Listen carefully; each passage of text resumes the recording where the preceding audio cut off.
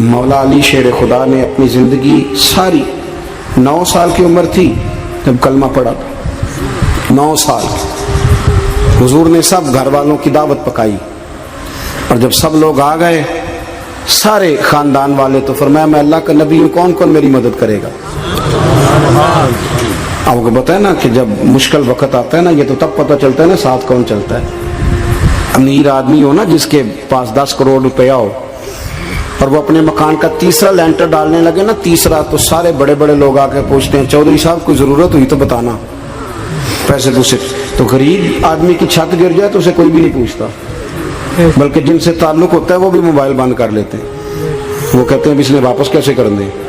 حضرت مولا علی اس زمانے میں جب سام سونگ گیا سب کو، حضور نے فرمایا کون کون میرے ساتھ چلے گا؟ روٹی بھی کھا لی، گھر بھی آ گئے، صادق اور امین بھی کہہ دیا، جب کہا چلے گا کون کون؟ چپ کر گئے۔ تو حضرت علی کہتے ہیں جب میں نے حضور کے چہرے پر ذرا پریشانی دیکھی نا، یہ چلتے کیوں نہیں، تو آپ فرماتے ہیں کہ ابھی میں کھجور کھا رہا تھا، کرتا لمبا پہنا ہوا تھا، سب سے پیچھے بیٹھا تھا، اور حضرت علی کا قد بھی درمیانہ تھا۔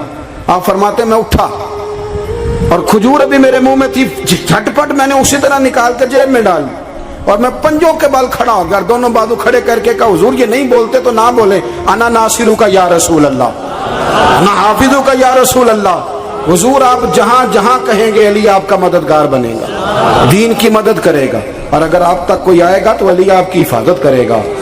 9 سال کی عمر میں چلے علی دین کی نوکری کے لیے، پھر بدر میں بھی پہلی صف میں، احد میں بھی پہلی صف میں، خندق میں بھی پہلی صف میں۔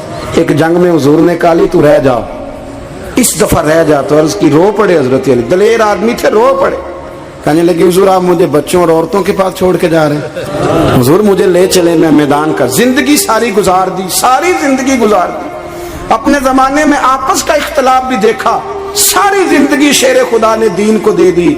کوفے کی جامع مسجد میں 21 رمضان کو جب حضرت علی کو خنجر لگا نا، تو تاریخ میں جملہ محفوظ ہے، خنجر لگا نا جب، وہ 9 سال کی عمر میں یاری لگائی، 63 سال عمر ہو گئی، جب خنجر لگا تو کہنے لگا فزت برب الکعبہ، مجھے رب کعبہ کی قسم آج کامیاب ہو گیا ہوں، پانی پرن سہیلیاں تے رنگا رنگ کڑے، اسی پریا اس دا جانیے جس دا توڑ چڑھے۔ کہا دیکھو بھائی میں آج کامیاب ہو گیا، میں کامیاب ہو گیا، وہ جو میں نے کہا تھا حضور میں ساتھ رہوں گا، تے لے سجنا سا توڑ نبھائی، جان دیتی راہ تیرے، دے دیا ہر چیز دین کو دے دی۔ کون سی پراپرٹی چھوڑ کے گئے پیچھے، کون سا نظام بنا کے گئے؟ امام حسن بھی شہید ہوئے، پتہ ہے آپ کو؟ امام حسن کا بھی دن منانا چاہیے کہ نہیں؟ ان کے یوم وصال پہ بھی کچھ جلسہ کر لیا کرو، بڑے ہیں امام حسین سے، جدھر سارا زمانہ چلتا ہے ادھر چل پڑتے ہو۔ حدیث میں جہاں جہاں نام آیا نا، پہلا امام حسن کا ہے، دوسرا امام حسین کا ہے، اور امام حسین کے اپنے جملے ہیں، فرماتے ہیں میرا بھائی نہیں، میرا امام بھی ہے، میرا امام بھی ہے۔ اور آپ فرمایا کرتے تھے میں نے بڑی چیزیں اس حسن سے سیکھی ہیں، جو انہوں نے سیکھا ایک بتاؤں اس میں سے؟ کچھ لوگ تھکے ہیں آپ میں سے، حالانکہ میں تو زیادہ سفر کر کے آیا ہوں، عرض کروں جو انہوں نے سیکھا ہے؟ سنو، امام حسین خود بتاتے ہیں، فرماتے ہیں کہ اب میرے بھائی نا امام حسن اپنی ایک بیوی کو طلاق دینا چاہتے تھے، اختلاف شدید ہو گیا، بات طلاق تک آ گئی، مجھے پتا چلا تو میں پہنچا، میں نے کہا بھائی جان کیا اختلاف ہے بھابھی سے، سنا طلاق دینے لگے ہیں؟ فرمایا ہاں طلاق دے دوں گا۔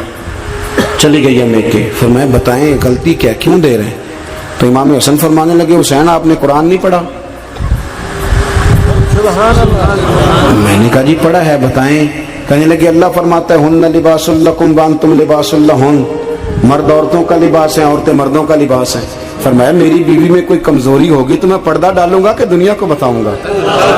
امام حسین کہتے میں نے اٹھ کے بھائی کا ہاتھ چوما، میں نے کہا آیت میں نے پہلے بھی پڑھی تھی، تفسیر آج سمجھ میں آئی ہے، تفسیر آج سمجھ میں آئی ہے، میرے بڑے بھائی نے سمجھائی ہے، سمجھ میں آئی۔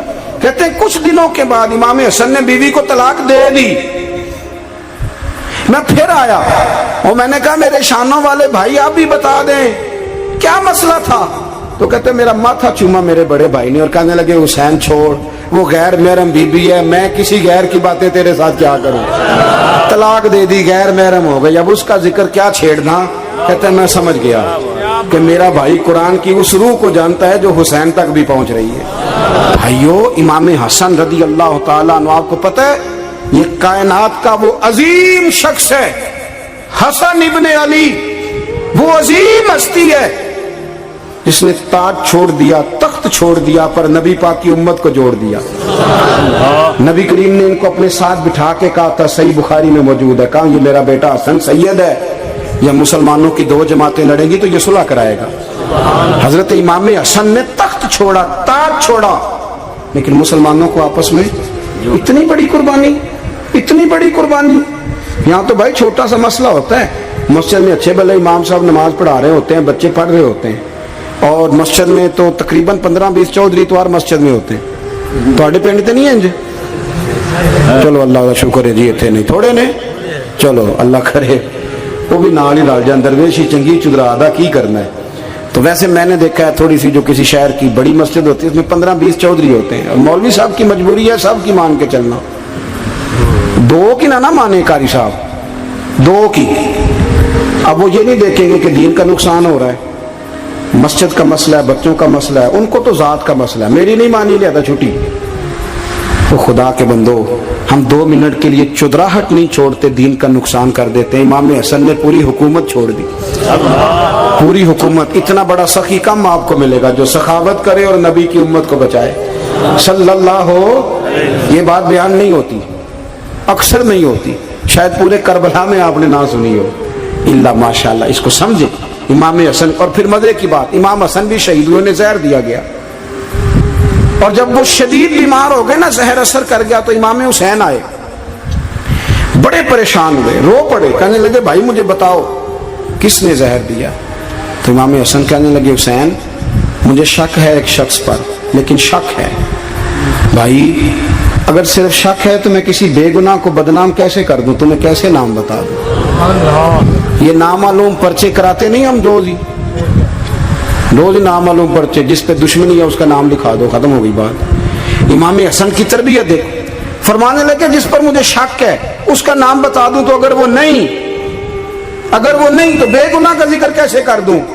تو امام حسین فرمانے لگے بھائی جان اگر وہی ہوا تو آپ فرمانے لگے اگر وہی ہوا نا تو حسین پھر بھی تو چھوڑ دے، میں نے رب کے سپرد کر دیا، اللہ بہترین انتقام لینے والا ہے۔ اللہ اتنا بڑا حوصلہ سیدہ کے بیٹے کا، شیر کے بیٹے کا، شیروں جیسا کلیجہ، اتنا دل دریا سمندروں ڈونگے، کون دلان دیا جانے۔ او بھائی تھوڑا حوصلہ کر، جتن تے ہر کوئی کھیڈے، تو ہارن کھیڈ فقیرہ، اور جتن دا مل کوڈی پیندی، ہارن دا مل ہیرا۔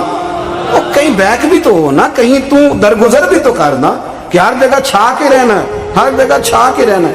میرے ایک سنگی ہیں، آپ کو پتہ یہ جو اسٹیج پہ بیٹھنے والے لوگ ہوتے ہیں نا، یہاں تو اچھے لوگ بیٹھے ہیں، میری طرح کے جو لوگ، جو اسٹیج پہ بیٹھنے کا عادی ہو جاتا ہے وہ نیچے بیچارہ بیٹھ بھی نہیں سکتا، یہ مسئلہ ہو جاتا ہے۔ میں اکثر کہتا ہوں کہ کبھی نیچے بیٹھ کے تو دیکھو کیا فرض ہوتا ہے۔ اگر کسی بندے کی کوئی شان ہے تو وہ جو سب سے پیچھے بیٹھا ہے اس کی شان ویسی کی ویسی ہے، کوئی کمی آ جائے گی؟ کچھ بھی نہیں۔ مجھے ذاتی طور پر دیانتداری سے کہتا ہوں، مسجد میں بیٹھا ہوں، جب میرے آنے پہ لوگ نعرے لگاتے ہیں مجھے تکلیف ہوتی ہے۔ میں کہتا ہوں یار نبی پاک کی نعت چل رہی تھی، اس کا ادب زیادہ ہے یا اجمل قادری کا ادب زیادہ ہے؟ چھوڑیں آپ، جو آیا ہے وہ بیٹھ جائے گا، ختم ہو گئی بات۔ اور ویسے بھی جو لوگ جلسوں کے لیے محنت کرتے ہیں نا، بیچارے اشتہار لگاتے ہیں مسجد کی